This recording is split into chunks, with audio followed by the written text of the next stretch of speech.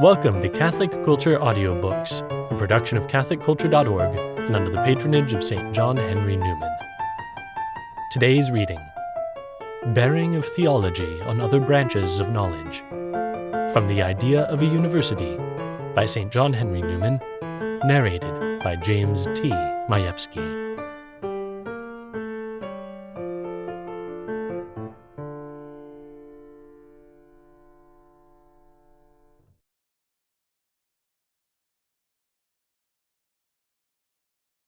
When men of great intellect, who have long and intently and exclusively given themselves to the study or investigation of some one particular branch of secular knowledge, whose mental life is concentrated and hidden in their chosen pursuit, and who have neither eyes nor ears for anything which does not immediately bear upon it, when such men are at length made to realize that there is a clamor all around them which must be heard for what they have been so little accustomed to place in the category of knowledge as religion, and that they themselves are accused of disaffection to it, they are impatient at the interruption. They call the demand tyrannical, and the requisitionists bigots or fanatics. They are tempted to say that their only wish is to be let alone. For themselves, they are not dreaming of offending anyone or interfering with anyone. They are pursuing their own particular line. They have never spoken a word against anyone's religion, whoever he may be, and never mean to do so. It does not follow that they deny the existence of a God because they are not found talking of it when the topic would be utterly irrelevant. All they say is that there are other beings in the world besides the Supreme Being. Their business is with them. After all, the creation is not the Creator, nor things secular religious. Theology and human science are two things, not one, and have their respective provinces. Contiguous it may be and cognate to each other, but not identical. When we are contemplating earth, we are not contemplating heaven, and when we are contemplating heaven, we are not contemplating earth. Separate subjects should be treated separately. As division of labor, so division of thought is the only means of successful application. Let us go our own way, they say, and you go yours. We do not pretend to lecture on theology, and you have no claim to pronounce upon science. With this feeling, they attempt a sort of compromise between their opponents who claim for theology a free introduction into the schools of science, and themselves, who would exclude it altogether. And it is this, namely, that it should remain indeed excluded from the public schools, but that it should be permitted in private, wherever a sufficient number of persons is found to desire it. Such persons, they seem to say, may have it all their own way when they are by themselves, so that they do not attempt to disturb a comprehensive system of instruction acceptable and useful to all by the intrusion of opinions peculiar to their own minds. I am now going to attempt a philosophical answer to this representation, that is, to the project of teaching secular knowledge in the university lecture room and remanding religious knowledge to the parish priest, the catechism, and the parlor. And in doing so, you must pardon me, gentlemen, if my subject should oblige me to pursue a lengthy and careful course of thought which may be wearisome to the hearer. I begin, then, thus. Truth is the object of knowledge of whatever kind. And when we inquire what is meant by truth, I suppose it is right to answer that truth means facts and their relations, which stand towards each other pretty much as subjects and predicates in logic. All that exists, as contemplated by the human mind, forms one large system or complex fact, and this, of course, resolves itself into an indefinite number of particular facts, which, as being portions of a whole, have countless relations of every kind, one towards another. Knowledge is the apprehension of these facts, whether in themselves or in their mutual positions and bearings. And, as all taken together form one integral subject for contemplation, so there are no natural or real limits between part and part. One is ever running into another. All, as viewed by the mind, are combined together and possess a correlative character one with another, from the internal mysteries of the divine essence down to our own sensations and consciousness, from the most solemn appointments of the Lord of all down to what may be called the accident of the hour, from the most glorious seraph down to the vilest and most noxious of reptiles. Now, it is not wonderful that, with all its capabilities, the human mind cannot take in this whole vast fact at a single glance, or gain possession of it at once. Like a short-sighted reader, its eye pores closely and travels slowly over the awful volume which lies open for its inspection. Or again, as we deal with some huge structure of many parts and sides, the mind goes round about it, noting down first one thing, then another, as it best may, and viewing it under different aspects by way of making progress towards mastering the whole. So by degrees and by circuitous advances does it rise aloft and subject to itself a knowledge of that universe into which it has been born. These various partial views or abstractions, by means of which the mind looks out upon its object, are called sciences, and embrace respectively larger or smaller portions of the field of knowledge, sometimes extending far and wide, but superficially, sometimes with exactness over particular departments, sometimes occupied together on one and the same portion, sometimes holding one part in common, and then ranging on this side or that in absolute divergence one from the other. Thus optics has for its subject the whole visible creation, so far forth as it is simply visible. Mental philosophy has a narrower province, but a richer one. Astronomy, plane and physical, each has the same subject matter, but views it or treats it differently. Lastly, geology and comparative anatomy have subject matters partly the same, partly distinct. Now these views or sciences, as being abstractions, have far more to do with the relations of things than with things themselves. They tell us what things are only or principally by telling us their relations, or assigning predicates to subjects, and therefore they never tell us all that can be said about a thing, even when they tell something, nor do they bring it before us as the senses do. They arrange and classify facts. They reduce separate phenomena under a common law. They trace effects to a cause. Thus they serve to transfer our knowledge from the custody of memory to the surer and more abiding protection of philosophy, thereby providing both for its spread and its advance. For inasmuch as sciences are forms of knowledge, they enable the intellect to master and increase it, and inasmuch as they are instruments, to communicate it readily to others. Still, after all, they proceed on the principle of a division of labor, even though that division is an abstraction, not a literal separation into parts. And, as the maker of a bridle or an epaulet has not on that account any idea of the science of tactics or strategy, so in a parallel way it is not every science which equally, nor any one which fully, enlightens the mind in the knowledge of things as they are, or brings home to it the external object on which it wishes to gaze. Thus they differ in importance, and according to their importance will be their influence, not only on the mass of knowledge to which they all converge and contribute, but on each other.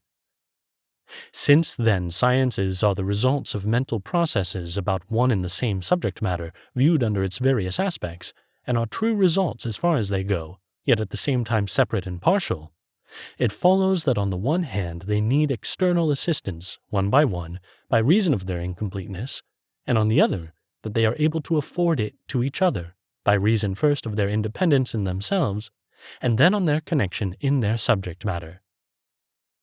Viewed altogether, they approximate to a representation or subjective reflection of the objective truth, as nearly as is possible to the human mind, which advances towards the accurate apprehension of that object in proportion to the number of sciences which it has mastered, and which, when certain sciences are away, in such a case has but a defective apprehension in proportion to the value of the sciences which are thus wanting, and the importance of the field on which they are employed. Let us take, for instance, man himself as our object of contemplation. Then at once we shall find we can view him in a variety of relations, and according to those relations are the sciences of which he is the subject matter, and according to our acquaintance with them is our possession of a true knowledge of him. We may view him in relation to the material elements of his body, or to his mental constitution, or to his household and family, or to the community in which he lives, or to the being who made him, and in consequence we treat of him respectively as physiologists, or as moral philosophers, or as writers of economics, or of politics, or as theologians. When we think of him in all these relations together, or as the subject at once of all the sciences I have named, then we may be said to reach unto and rest in the idea of man as an object or external fact, similar to that which the eye takes of his outward form. On the other hand, according as we are only physiologists, or only politicians, or only moralists, so is our idea of man more or less unreal. We do not take in the whole of him, and the defect is greater or less in proportion as the relation is or is not important which is omitted, whether his relation to God, or to his king, or to his children, or to his own component parts. And if there be one relation about which we know nothing at all except that it exists, then is our knowledge of him, confessedly and to our own consciousness, deficient and partial, and that, I repeat, in proportion to the importance of the relation. That, therefore, is true of sciences in general, which we are apt to think applies only to pure mathematics, though to pure mathematics it applies especially, namely, that they cannot be considered as simple representations or informants of things as they are. We are accustomed to say, and say truly, that the conclusions of pure mathematics are applied, corrected, and adapted by mixed. But so too the conclusions of anatomy, chemistry, dynamics, and other sciences are revised and completed by each other. Those several conclusions do not represent whole and substantive things, but views, true so far as they go. And in order to ascertain how far they do go, that is, how far they correspond to the object to which they belong, we must compare them with the views taken out of that object by other sciences. Did we proceed upon the abstract theory of forces, we should assign a much more ample range to a projectile than in fact the resistance of the air allows it to accomplish. Let, however, that resistance be made the subject of scientific analysis, and then we shall have a new science, assisting and to a certain point completing, for the benefit of questions of fact, the science of projection. On the other hand, the science of projection itself, considered as belonging to the forces it contemplates, is not more perfect as such by this supplementary investigation. And in like manner, as regards the whole circle of sciences, one corrects another for the purposes of fact, and one without the other cannot dogmatize, except hypothetically and upon its own abstract principles. For instance, the Newtonian philosophy requires the admission of certain metaphysical postulates, if it is to be more than a theory or a hypothesis, as, for instance, that what happened yesterday will happen tomorrow, that there is such a thing as matter, that our senses are trustworthy, that there is a logic of induction, and so on. Now, to Newton, metaphysicians grant all that he asks. But if so be, they may not prove equally accommodating to another who asks something else, and then all his most logical conclusions in the science of physics would remain hopelessly on the stalks, though finished, and never could be launched into the sphere of fact.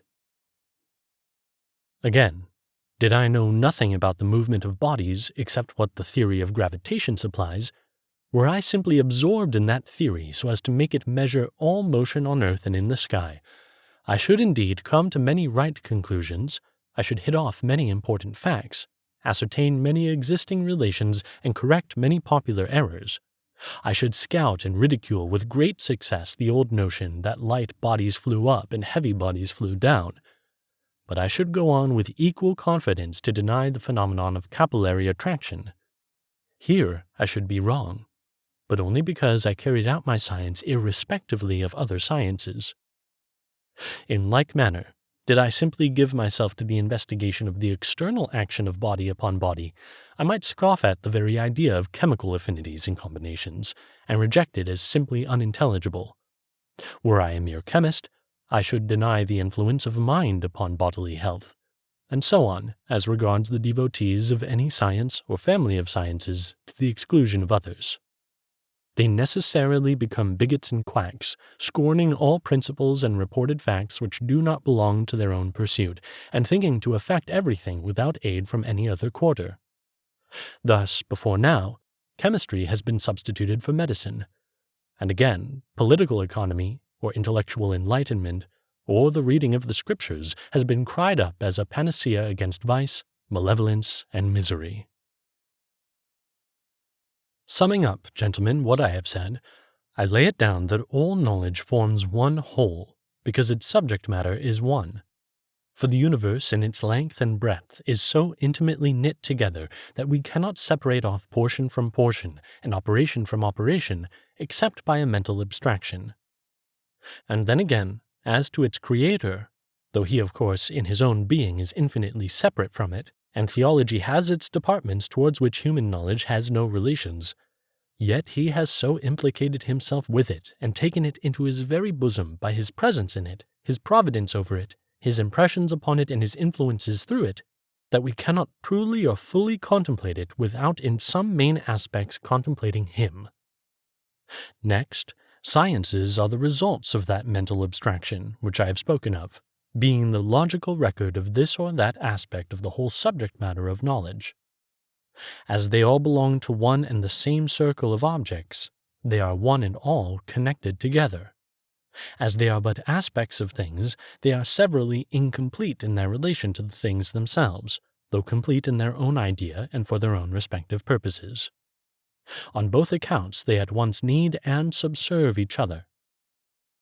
And further, the comprehension of the bearings of one science on another, and the use of each to each, and the location and limitation and adjustment and due appreciation of them all one with another, this belongs, I conceive, to a sort of science distinct from all of them, and in some sense a science of sciences, which is my own conception of what is meant by philosophy, in the true sense of the word, and of a philosophical habit of mind, and which in these discourses I shall call by that name. This is what I have to say about knowledge and philosophical knowledge generally. And now I proceed to apply it to the particular science which has led me to draw it out. I say, then, that the systematic omission of any one science from the catalogue prejudices the accuracy and completeness of our knowledge altogether, and that in proportion to its importance. Not even theology itself, though it comes from heaven, though its truths were given once for all at the first, though they are more certain on account of the giver than those of mathematics, not even theology, so far as it is relative to us, or is the science of religion, do I exclude from the law to which every mental exercise is subject, namely, from that imperfection which ever must attend the abstract when it would determine the concrete. Nor do I speak only of natural religion, for even the teaching of the Catholic Church, in certain of its aspects, that is, its religious teaching, is variously influenced by the other sciences. Not to insist on the introduction of the Aristotelic philosophy into its phraseology, its explanation of dogmas is influenced by ecclesial acts or events. Its interpretations of prophecy are directly affected by the issues of history. Its comments upon Scripture by the conclusions of the astronomer and the geologist, and its casuistical decisions by the various experience, political, social, and psychological, with which times and places are ever supplying it. What theology gives, it has a right to take, or rather the interests of truth oblige it to take. If we would not be beguiled by dreams, if we would ascertain facts as they are, then, granting theology is a real science, we cannot exclude it and still call ourselves philosophers. I have asserted nothing as yet as to the preeminent dignity of religious truth. I only say, if there be religious truth at all, we cannot shut our eyes to it without prejudice to truth of every kind, physical, metaphysical, historical, and moral, for it bears upon all truth. And thus I answered the objection with which I opened this discourse. I supposed the question put to me by a philosopher of the day, "Why cannot you go your way, and let us go ours?" I answer in the name of the science of religion, "When Newton can dispense with the metaphysician, then may you dispense with us." So much at first sight. Now I am going on to claim a little more for theology by classing it with branches of knowledge which may with greater decency be compared to it. Let us see, then, how this supercilious treatment of so momentous a science, for momentous it must be if there be a God, runs in a somewhat parallel case. The great philosopher of antiquity, when he would enumerate the causes of the things that take place in the world, after making mention of those which he considered to be physical and material, adds, "and the mind and everything which is by means of man." Certainly, it would have been a preposterous course when he would trace the effects he saw around him to their respective sources had he directed his exclusive attention upon some one class or order of originating principles and ascribed to these everything which happened anywhere.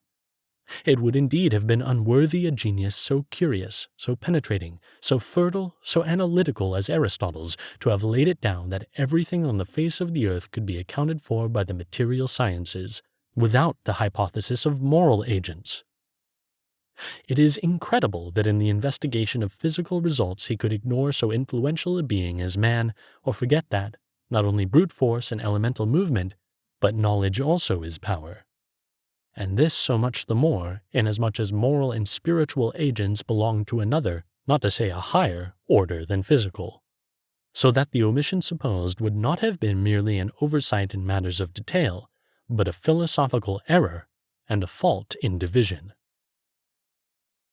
However, we live in an age of the world when the career of science and literature is little affected by what was done, or would have been done, by this venerable authority. So, we will suppose, in England or Ireland, in the middle of the 19th century, a set of persons of name and celebrity to meet together, in spite of Aristotle, in order to adopt the line of proceeding which they conceive the circumstances of the time render imperative.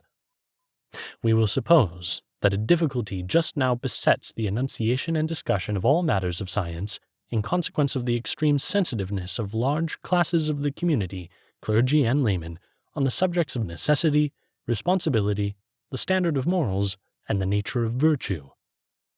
Parties run so high that the only way of avoiding constant quarreling in defense of this or that side of the question is, in the judgment of the persons I am supposing, to shut up the subject of anthropology altogether. This is accordingly done. Henceforth man is to be as if he were not, in the general course of education. The moral and mental sciences are to have no professorial chairs, and the treatment of them is to be simply left as a matter of private judgment, which each individual may carry out as he will. I can just fancy such a prohibition abstractedly possible, but one thing I cannot fancy possible, namely, that the parties in question, after this sweeping act of exclusion, should forthwith send out proposals on the basis of such exclusion for publishing an encyclopedia or erecting a national university. It is necessary, however, gentlemen, for the sake of the illustration which I am setting before you, to imagine what cannot be. I say, let us imagine a project for organizing a system of scientific teaching in which the agency of man in the material world cannot allowably be recognized, and may allowably be denied. Physical and mechanical causes are exclusively to be treated of. Volition is a forbidden subject. A prospectus is put out, with a list of sciences, we will say astronomy, optics, hydrostatics, galvanism, pneumatics, statics, dynamics, pure mathematics, geology, botany, physiology, anatomy, and so forth. But not a word about the mind and its powers, except what is said in explanation of the omission. That explanation is to the effect that the parties concerned in the undertaking have given long and anxious thought to the subject, and have been reluctantly driven to the conclusion that it is simply impracticable to include in the list of university lectures the philosophy of mind. What relieves, however, their regret is the reflection that domestic feelings and polished manners are best cultivated in the family circle and in good society, in the observance of the sacred ties which unite father, mother, and child, in the correlative claims and duties of citizenship, in the exercise of disinterested loyalty and enlightened patriotism. With this apology, such as it is, they pass over the consideration of the human mind and its powers and works, in solemn silence, in their scheme of university education. Let a charter be obtained for it. Let professors be appointed, lectures given, examinations passed, degrees awarded. What sort of exactness or trustworthiness, what philosophical largeness will attach to views formed in an intellectual atmosphere thus deprived of some of the constituent elements of daylight? What judgment will foreign countries and future times pass on the labors of the most acute and accomplished of the philosophers who have been parties to so portentous an unreality? Here are professors gravely lecturing on medicine, or history, or political economy, who, so far from being bound to acknowledge, are free to scoff at the action of mind upon matter, or of mind upon mind, or the claims of mutual justice and charity. Common sense, indeed, and public opinion set bounds at first to so intolerable a license, yet as time goes on, an omission which was originally but a matter of expedience commends itself to the reason, and at length a professor is found, more hardy than his brethren, still, however, as he himself maintains, with sincere respect for domestic feelings and good manners, who takes on him to deny psychology in toto, to pronounce the influence of mind in the visible world a superstition, and to account for every effect which is found in the world by the operation of physical causes. Hitherto intelligence and volition were accounted real powers. The muscles act, and their action cannot be represented by any scientific expression. A stone flies out of the hand, and the propulsive force of the muscles resides in the will. But there has been a revolution, or at least a new theory in philosophy, and our professor, I say, after speaking with the highest admiration of the human intellect, limits its independent action to the region of speculation, and denies that it can be a motive principle, or can exercise a special interference in the material world. He ascribes every work, every external act of man, to the innate force or soul of the physical universe. He observes that spiritual agents are so mysterious and unintelligible, so uncertain in their laws, so vague in their operation, so sheltered from experience, that a wise man will have nothing to say to them. They belong to a different order of causes, which he leaves to those whose profession is to investigate them, and he confines himself to the tangible and sure. Human exploits, human devices, human deeds, human productions, all that comes under the scholastic terms of genius and art, and the metaphysical ideas of duty, right, and heroism. It is his office to contemplate all these merely in their place in the eternal system of physical cause and effect. At length he undertakes to show how the whole fabric of material civilization has arisen from the constructive powers of physical elements and physical laws. He descants upon palaces, castles, temples, exchanges, bridges, causeways, and shows that they never could have grown into the imposing dimensions which they present to us, but for the laws of gravitation and the cohesion of part with part. The pillar would come down, the loftier the more speedily, did not the center of gravity fall within its base. And the most admired dome of Palladio or of Sir Christopher would give way were it not for the happy principle of the arch. He surveys the complicated machinery of a single day's arrangements in a private family, our dress, our furniture, our hospitable board. What would become of them, he asks, but for the laws of physical nature? Those laws are the causes of our carpets, our furniture, our traveling, and our social intercourse. Firm stitches have a natural power, in proportion to the toughness of the material adopted, to keep together separate portions of cloth. Sofas and chairs could not turn upside down even if they would, and it is a property of caloric to relax the fibers of animal matter, acting through water in one way, through oil in another, and this is the whole mystery of the most elaborate cuisine. But I should be tedious if I continued the illustration. Now, gentlemen, pray understand how it is to be here applied. I am not supposing that the principles of theology and psychology are the same, or arguing from the works of man to the works of God, which Paley has done, which Hume has protested against.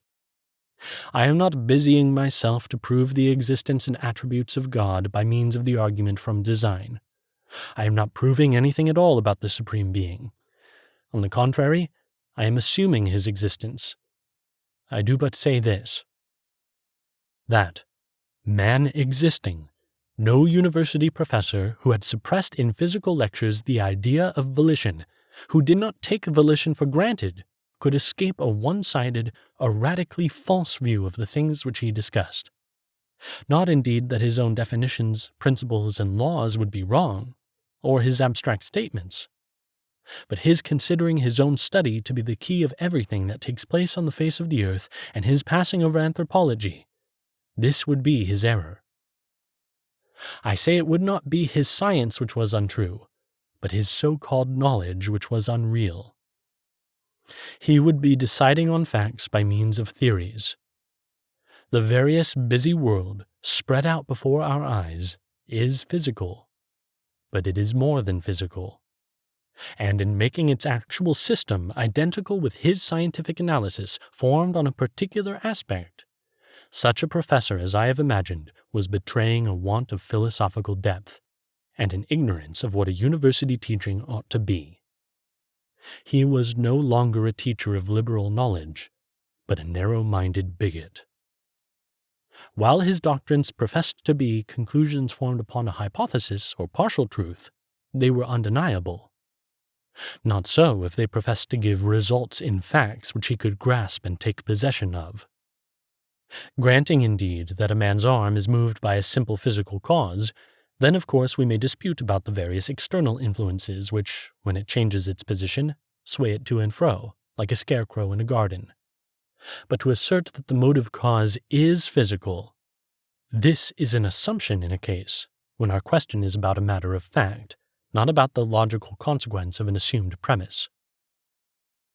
And in like manner, if a people prays, and the wind changes, the rain ceases, the sun shines, and the harvest is safely housed when no one expected it, our professor may, if he will, consult the barometer, discourse about the atmosphere, and throw what has happened into an equation, ingenious, even though it be not true. But should he proceed to rest the phenomenon, in matter of fact, simply upon a physical cause, to the exclusion of a divine, and to say that the given case actually belongs to his science because other like cases do, I must tell him, ne sutor ultra crepidam, let the cobbler stick to his last. He is making his particular craft usurp and occupy the universe. This, then, is the drift of my illustration. If the creature is ever setting in motion an endless series of physical causes and effects, much more is the Creator. And as our excluding volition from our range of ideas is a denial of the soul, so our ignoring divine agency is a virtual denial of God. Moreover, supposing man can will and act of himself in spite of physics, to shut up this great truth, though one, is to put our whole encyclopedia of knowledge out of joint. And supposing God can will and act of himself in this world which he has made, and we deny or slur it over, then we are throwing the circle of universal science into a like, or a far worse, confusion. Worse incomparably. For the idea of God, if there be a God, is infinitely higher than the idea of man, if there be man. If to blot out man's agency is to deface the book of knowledge on the supposition of that agency existing, what must it be, supposing it exists, to blot out the agency of God? I have hitherto been engaged in showing that all the sciences come to us as one, that they all relate to one and the same integral subject matter, that each separately is more or less an abstraction, wholly true as a hypothesis, but not wholly trustworthy in the concrete, conversant with relations more than with facts, with principles more than with agents, needing the support and guarantee of its sister sciences, and giving in turn while it takes. From which it follows that none can safely be omitted if we would obtain the exactest knowledge possible of things as they are, and that the omission is more or less important in proportion to the field which each covers, and the depth to which it penetrates, and the order to which it belongs. For its loss is a positive privation of an influence which exerts itself in the correction and completion of the rest. This is a general statement. But now as to theology in particular, what, in matter of fact, are its pretensions, what its importance, what its influence upon other branches of knowledge, supposing there be a God, which it would not become me to set about proving? Has it vast dimensions? Or does it lie in a nutshell? Will its omission be imperceptible, or will it destroy the equilibrium of the whole system of knowledge? This is the inquiry to which I proceed. Now, what is theology? First, I will tell you what it is not. And here, in the first place, though of course I speak on the subject as a Catholic, observe that, strictly speaking, I am not assuming that Catholicism is true, while I make myself the champion of theology. Catholicism has not formally entered into my argument hitherto, nor shall I just now assume any principle peculiar to it, for reasons which will appear in the sequel, though of course I shall use Catholic language. Neither, secondly, will I fall into the fashion of the day of identifying natural theology with physical theology, which said physical theology is a most jejune study considered as a science, and really is no science at all, for it is ordinarily nothing more than a series of pious or polemical remarks upon the physical world viewed religiously, whereas the word natural properly comprehends man and society, and all that is involved therein, as the great Protestant writer Dr. Butler shows us. Nor, in the third place, do I mean by theology polemics of any kind. For instance, what are called the evidences of religion, or the Christian evidences.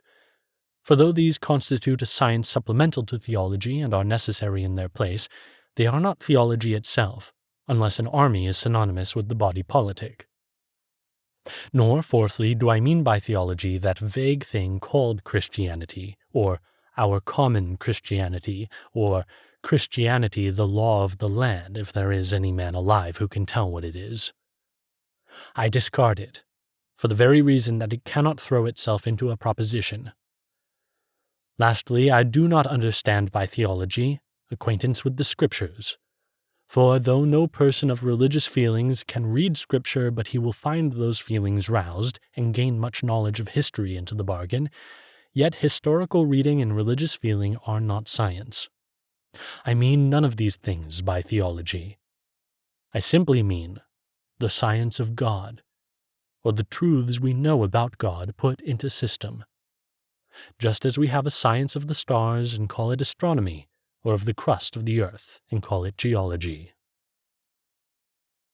For instance, I mean, for this is the main point, that, as in the human frame there is a living principle acting upon it and through it by means of volition, so behind the veil of the visible universe there is an invisible, intelligent being acting on and through it as and when he will. Further, I mean that this invisible agent is in no sense a soul of the world after the analogy of human nature, but on the contrary is absolutely distinct from the world as being its creator, upholder, governor, and sovereign lord. Here we are at once brought into the circle of doctrines which the idea of God embodies. I mean then by the Supreme Being one who is simply self-dependent, and the only being who is such. Moreover, that he is without beginning, or eternal, and the only eternal. That in consequence he has lived a whole eternity by himself, and hence that he is all-sufficient, sufficient for his own blessedness, and all-blessed, and ever-blessed. Further, I mean a being who, having these prerogatives, has the supreme good, or rather is the supreme good, or has all the attributes of good in infinite intenseness, all wisdom, all truth, all justice, all love, all holiness, all beautifulness, who is omnipotent, omniscient, omnipresent, ineffably one, absolutely perfect, and such that what we do not know and cannot even imagine of him is far more wonderful than what we do and can. I mean one who is sovereign over his own will and actions, though always according to the eternal rule of right and wrong, which is himself. I mean, moreover, that he created all things out of nothing, and preserves them every moment, and could destroy them as easily as he made them, and that, in consequence, he is separated from them by an abyss, and is incommunicable in all his attributes. And further, he has stamped upon all things, in the hour of their creation, their respective natures, and has given them their work and mission and their length of days, greater or less, in their appointed place. I mean, too, that he is ever present with his works, one by one, and confronts everything he has made by his particular and most loving providence, and manifests himself to each according to its needs, and has on rational beings imprinted the moral law, and given them power to obey it, imposing on them the duty of worship and service, searching and scanning them through and through with his omniscient eye, and putting before them a present trial and a judgment to come. Such is what theology teaches about God, a doctrine, as the very idea of its subject matter presupposes, so mysterious as in its fullness to lie beyond any system, and in particular aspects to be simply external to nature, and to seem in parts even to be irreconcilable with itself, the imagination being unable to embrace what the reason determines. It teaches of a being infinite, yet personal, all blessed, yet ever operative, absolutely separate from the creature, yet in every part of the creation at every moment, above all things, yet under everything. It teaches of a being who, though the highest, yet in the work of creation, conservation, government, retribution, makes himself, as it were, the minister and servant of all, who, though inhabiting eternity, allows himself to take an interest and to have a sympathy in the matters of space and time. His are all beings, visible and invisible, the noblest and the vilest of them. His are the substance and the operation and the results of that system of physical nature into which we are born. His too are the powers and achievements of the intellectual essences, on which he has bestowed an independent action and the gift of origination. The laws of the universe, the principles of truth, the relation of one thing to another, their qualities and virtues, the order and harmony of the whole, all that exists, is from him. And if evil is not from him, as assuredly it is not, this is because evil has no substance of its own, but is only the defect, excess, perversion, or corruption of that which has substance.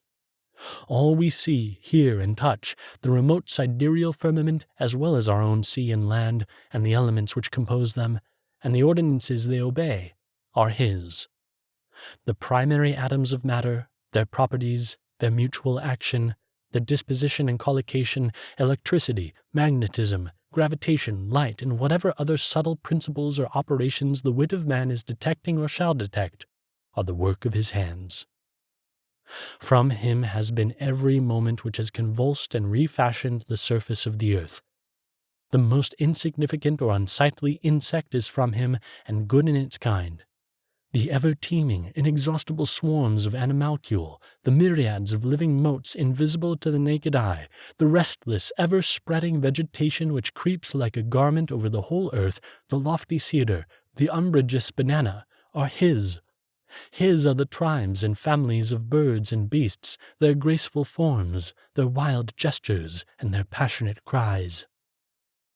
And so in the intellectual, moral, social, and political world, man, with his motives and works, his languages, his propagation, his diffusion, is from him. Agriculture, medicine, and the arts of life are his gifts. Society, laws, government, he is their sanction. The pageant of earthly royalty has the semblance and the benediction of the eternal King. Peace and civilization, commerce and adventure, wars when just, conquest when humane and necessary, have his cooperation and his blessing upon them. The course of events, the revolution of empires, the rise and fall of states, the periods and eras, the progresses and the retrogressions of the world's history, not indeed the incidental sin, overabundant as it is, but the great outlines and the results of human affairs, are from his disposition. The elements and types and seminal principles and constructive powers of the moral world, in ruins though it be, are to be referred to him. He enlighteneth every man that cometh into this world. His are the dictates of the moral sense and the retributive reproaches of conscience.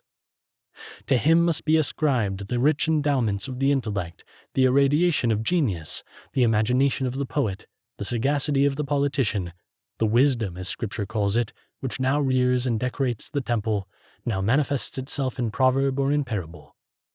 The old saws of nations, the majestic precepts of philosophy, the luminous maxims of law, the oracles of individual wisdom, the traditionary rules of truth, justice, and religion, even though embedded in the corruption or alloyed with the pride of the world, betoken his original agency and his long-suffering presence. Even where there is habitual rebellion against him or profound far-spreading social depravity, still the undercurrent or the heroic outburst of natural virtue, as well as the yearnings of the heart after what it has not, and its presentiment of its true remedies, are to be ascribed to the author of all good. Anticipations or reminiscences of his glory haunt the mind of the self-sufficient sage and of the pagan devotee. His writing is upon the wall, whether of the Indian fane or of the porticos of Greece.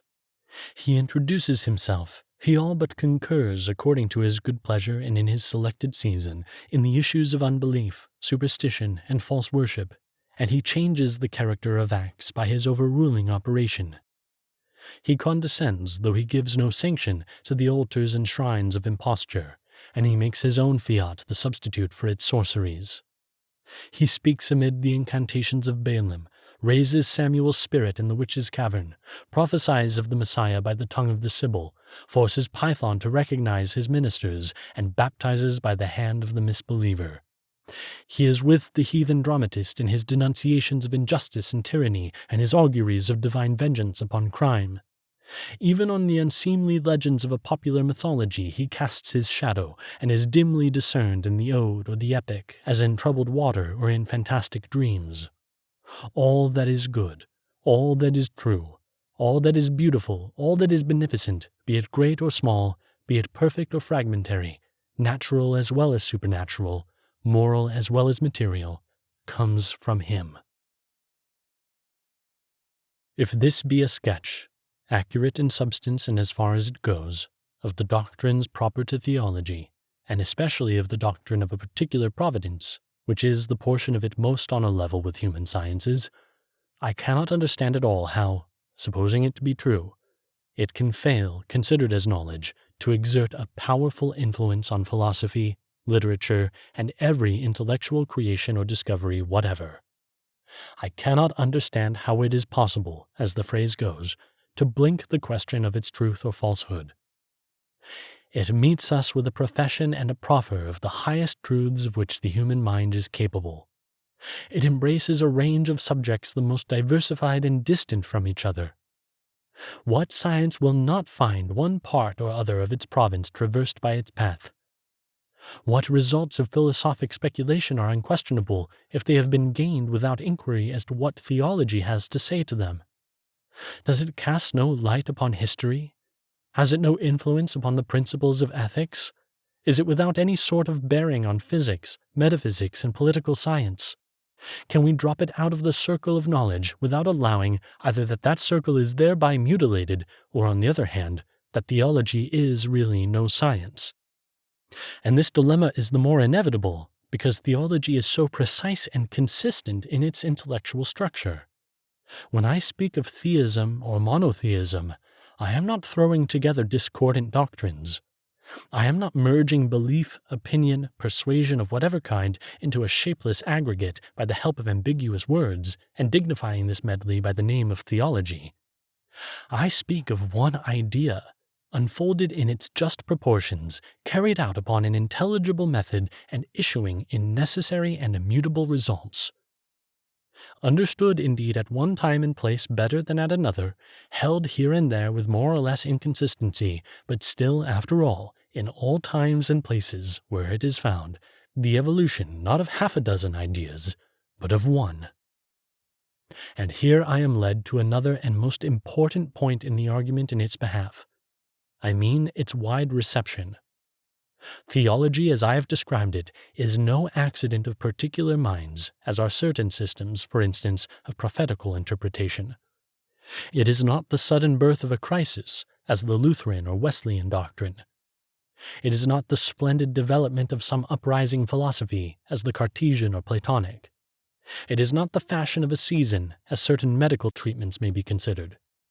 It has had a place, if not possession, in the intellectual world from time immemorial. It has been received by minds the most various and in systems of religion the most hostile to each other. It has prima facie claims upon us so imposing that it can only be rejected on the ground of those claims being nothing more than imposing, that is, being false. As to our own countries, it occupies our language, it meets us at every turn in our literature, it is the secret assumption, too axiomatic to be distinctly professed, of all our writers. Nor can we help assuming it ourselves, except by the most unnatural vigilance. Whoever philosophizes starts with it, and introduces it when he will, without any apology. Bacon, Hooker, Taylor, Cudworth, Locke, Newton, Clarke, Berkeley, and Butler, and it would be as easy to find more as difficult to find greater names among English authors, inculcate or comment upon it.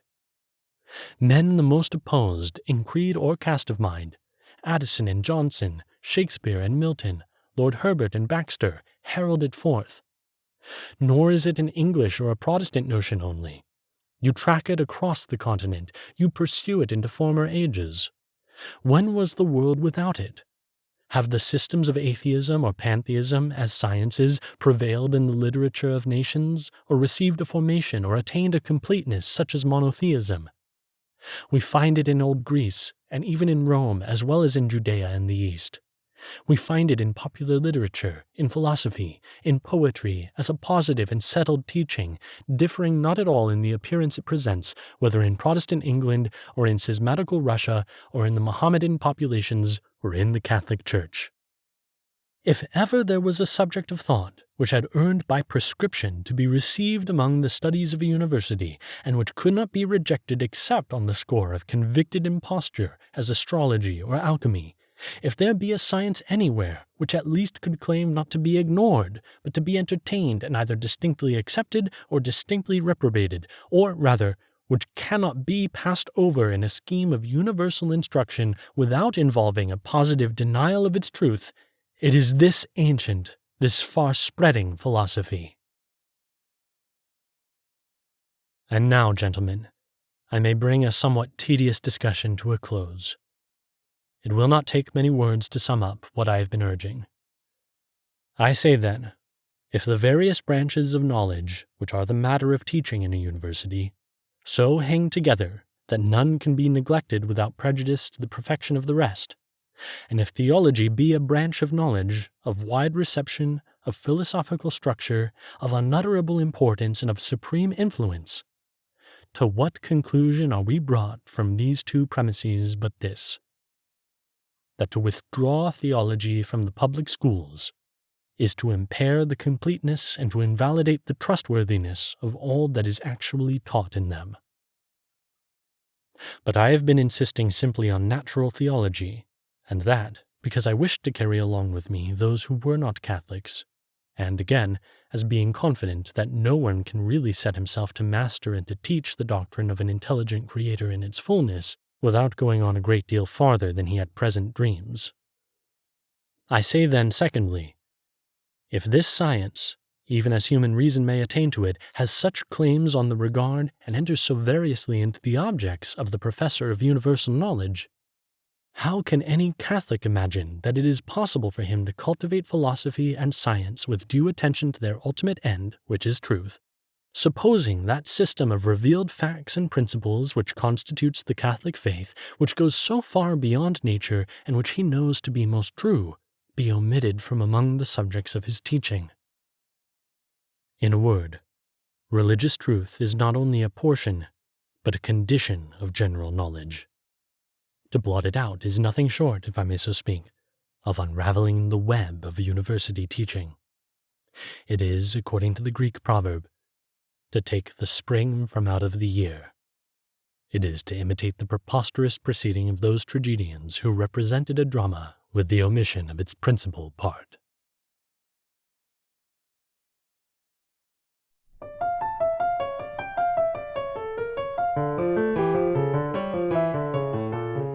This has been Bearing of Theology on Other Branches of Knowledge, from The Idea of a University, written by St. John Henry Newman, narrated by James T. Majewski. Production copyright 2022 by Trinity Communications. This podcast is brought to you by CatholicCulture.org and made possible by listener support. To donate, please visit CatholicCulture.org/donate/audio. That's CatholicCulture.org/donate/audio.